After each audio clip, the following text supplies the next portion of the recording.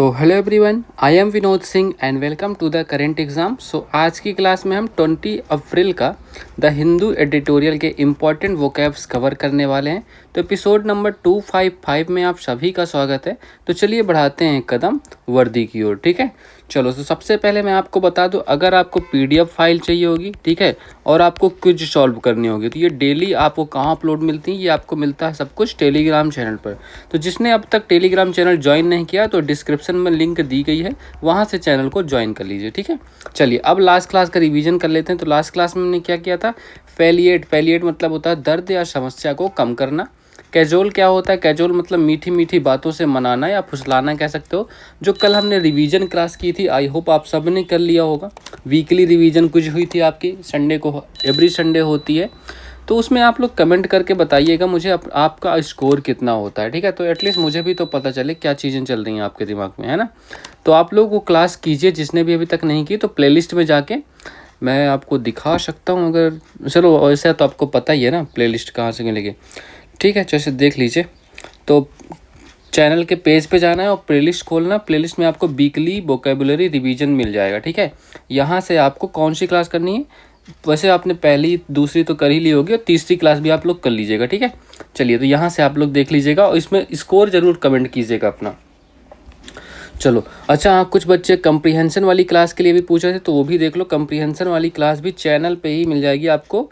Playlist में जाना है, प्लेलिस्ट में जाके थोड़ा नीचे आइएगा और थोड़ा ये देखिए यहाँ पे है, ये तो इंग्लिश कंप्रीहेंशन क्लोज टेस्ट, और इसमें आरसी सब कुछ मिलेगा। और पैरा जंबल भी इस क्लासेस में मैंने करा रखा है, तो ये क्लासेस कर लीजिएगा। आपका पैरा जंबल, इंग्लिश कंप्रीहेंशन और क्लोज टेस्ट सब कुछ कंप्लीट मजबूत हो जाएगा। ठीक है, तो ये इंपॉर्टेंट क्लासेज हैं, यहाँ से क्वेश्चन बनते हैं हर एग्जाम में।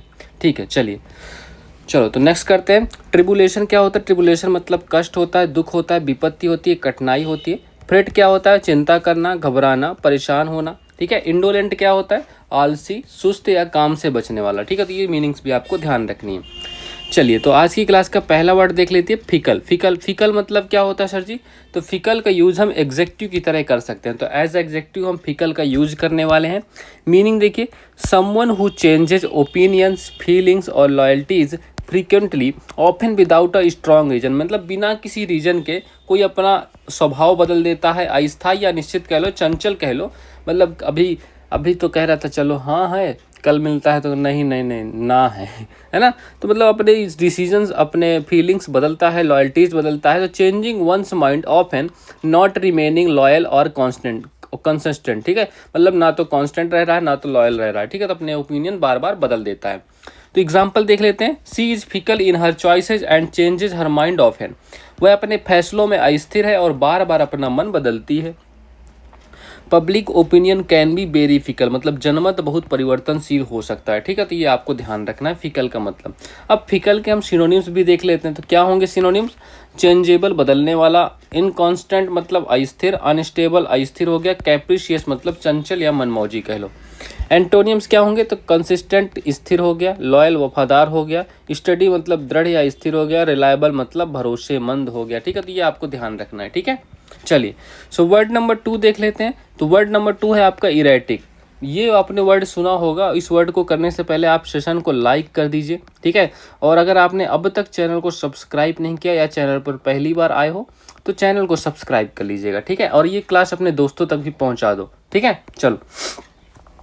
सो इरेटिक का यूज हम एग्जेक्टिव की तरह कर सकते हैं। तो इरेटिक का यूज एज ए एग्जेक्टिव हम करने वाले हैं। मीनिंग देखिए, नॉट कंसिस्टेंट और रेगुलर, अनप्रेडिक्टेबल कह सकते हैं, इन बिहेवियर और मूवमेंट। ठीक है, मतलब जिसको हम प्रेडिक्ट नहीं कर सकते, तो अनियमित कह लो, अप्रत्याशित कह लो, अस्थिर कह लो। ठीक है, तो चलो। Acting in a way that is inconsistent, irregular और अनप्रेडिक्टेबल, मतलब जिसको प्रिडिक्ट नहीं किया सकता उसको हम कहते हैं इरेटिक। ठीक है, एग्जाम्पल देख लीजिए। His behaviour become erratic after the incident, घटना के बाद उसका व्यवहार अनियमित हो गया।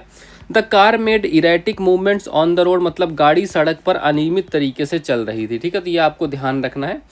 चलो सिनोनिम्स देख लेते हैं, आ जाओ भाई। तो सिनोनिम्स क्या हो? तो अनप्रेडिक्टेबल मतलब जिसको अप्रत्याशित या आशा न की जाए, इरेगुलर अनियमित हो गया, इनकंसिस्टेंट असंगत हो गया, अनस्टेबल अस्थिर हो गया, रैंडम मतलब बेतरतीब हो गया। ठीक है, एंटोनियम्स क्या होंगे तो कंसिस्टेंट सुसंगत, रेगुलर नियमित, स्टेबल स्थिर कह लो, प्रेडिक्टेबल अनुमान योग्य कह लो, स्टडी मतलब स्थिर। ये सारे वर्ड्स आपको ध्यान रखने हैं। चलिए नेक्स्ट मीनिंग करते हैं।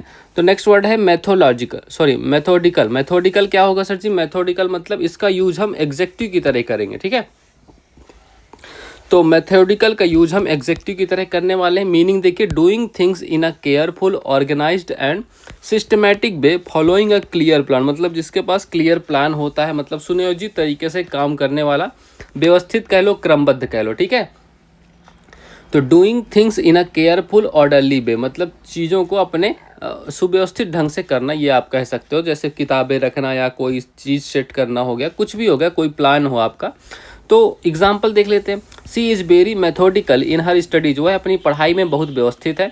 The detective took a methodical approach to solve the case मतलब जासूस ने केस हल करने के लिए सुनियोजित तरीके को अपनाया। ठीक है, चलिए सिनोनिम्स देख लेते हैं। आ जाओ, सिनोनिम्स क्या होंगे? सिस्टमैटिक व्यवस्थित हो गया, ऑर्गेनाइज संगठित हो गया, ऑर्डरली क्रमबद्ध हो गया, स्ट्रक्चर्ड संरचित हो गया। ठीक है, अब एंटोनियम्स क्या होने वाले हैं? तो केयरलेस लापरवाह, हैप्जार्ड मतलब अव्यवस्थित हो गया, रैंडम बेतरतीब, डिसऑर्गेनाइज्ड असंगठित हो गया। ठीक है, तो ये सारे वर्ड आपको ध्यान रखने हैं। चलिए नेक्स्ट वर्ड करते हैं रिपुगनेंट। रिपुगनेंट का यूज कैसे करने वाले हैं सर जी? तो रिपुगनेंट का यूज हम एग्जेक्टिव की तरह करेंगे। तो रिपुगनेंट हम एग्जेक्टिव की तरह यूज करेंगे। मीनिंग देखिए, एक्सट्रीमली अनप्लीजेंट कह लो, कॉजिंग स्ट्रॉन्ग डिस्गस्ट और अपोजिशन। ठीक है, मतलब बहुत ज़्यादा घृणित कह लो, अत्यंत अप्रिय या विरोधी इंसान कह लो। ठीक है, मतलब जिसका विरोध करते रहते हो। तो वेरी अनप्लीजेंट, डिस्गस्टिंग और ऑफेंसिव कह सकते हैं इसकी मीनिंग। ठीक है चलो अब एग्जाम्पल देख लेते हैं। His behaviour was repugnant to everyone मतलब उसका व्यवहार सभी को घृणित लगता था। मतलब इस बच्चे का व्यवहार देख रहे हो, इस बच्चे को कितना बुरा लग रहा है ना। तो the idea of cheating is repugnant to me मतलब धोखा देने का विचार मुझे घृणित लगता है। तो रिपुगनेंट का मतलब आपको ध्यान रखना है कुल मिलाकर। ठीक है, चलिए सिनोनिम्स देख लेते हैं। आ जाओ, डिस्गस्टिंग मतलब घृणित हो गया, ऑफेंसिव आपत्तिजनक, रिपल्सिव घृणास्पद, एबोरेंट घोर घृणित मतलब डिटेस्टेबल मतलब क्या होता है? निंदनीय। एंटोनियम्स देखो, प्लीजेंट सुखद हो गया, एट्रैक्टिव आकर्षक हो गया, एग्रीएबल मनभावन, डिलाइटफुल आनंददायक, अपीलिंग मतलब होता है आकर्षक। ठीक है, तो ये ध्यान रखिएगा। चलिए कोल्यूड क्या होता है बताओ? कोल्यूड क्या होता है? इस वर्ड का यूज हम कैसे करने वाले हैं? तो वर्ड नंबर 5 है कोल्यूड। इसका यूज हम वर्ब की तरह करेंगे। मीनिंग देखिए, टू सेक्रेटली कोऑपरेट और conspire with others usually for an illegal और डिसऑनेस्ट पर्पज। मतलब होता है ना, जब 2-3 लोग मिलकर आपस में साठ गांठ कर लेते हो कि भैया आज इसको कूटना है, आज इसकी चोरी करनी है, आज इसको लतेड़ना है ना। तो उसी को हम कहते हैं कोल्यूड। मतलब गुप्त साजिश करना, षड्यंत्र करना, साठ गांठ करना, आपस में दोनों लोगों ने मिलकर साठ गांठ कर ली। To secretly work with others to do something illegal और डिसऑनेस्ट मतलब किसी तीसरे को परेशान करने के लिए आपस में साठ गांठ करके मतलब बिल्कुल मामला सेट है, आज तुम निकलो, आज तुम बाहर मिलो, आज तुम्हें तो हम कूट देंगे, है ना। एग्जाम्पल देख लीजिए, the two companies colluded to fix price. अच्छा, कभी आप लोगों ने ऐसी साठ गांठ करके किसी तीसरे को कूटा है या बजाया है? मैं ऐसा जानना चाहता हूँ, बताओ भाई।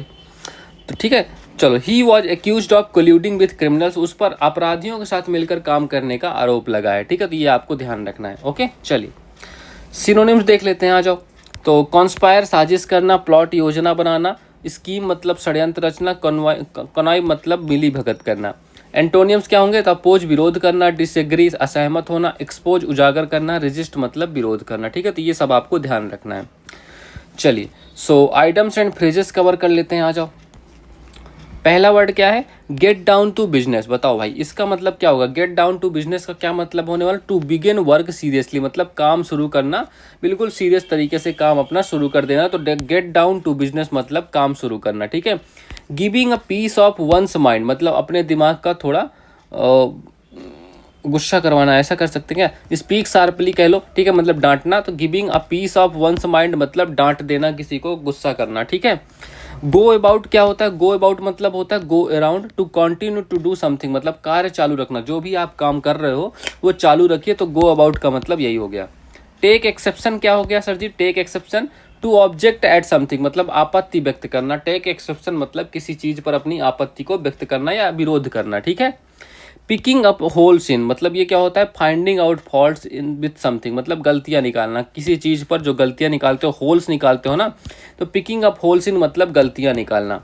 टू कास्ट अ डाई क्या होता है, मतलब टू टेक एक डिसीजन मतलब निर्णय लेना, ठीक है। टू कास्ट अ डाई मतलब टू टेक अ डिसीजन निर्णय लेना, ये आपको ध्यान रखने हैं, ठीक है। आज छः फ्रेजेज हैं तो छः के छः आपको ध्यान रखने होंगे। चलिए सो फ्रेजल वर्ब्स कर लेते हैं, आ जाओ। तो किक अबाउट क्या होता है, मतलब किसी चीज़ को डिस्कस करना, ठीक है। और किक अराउंड मतलब भी होता है डिस्कस करना, तो ये दोनों मीनिंग एक साथ देख लेते हैं।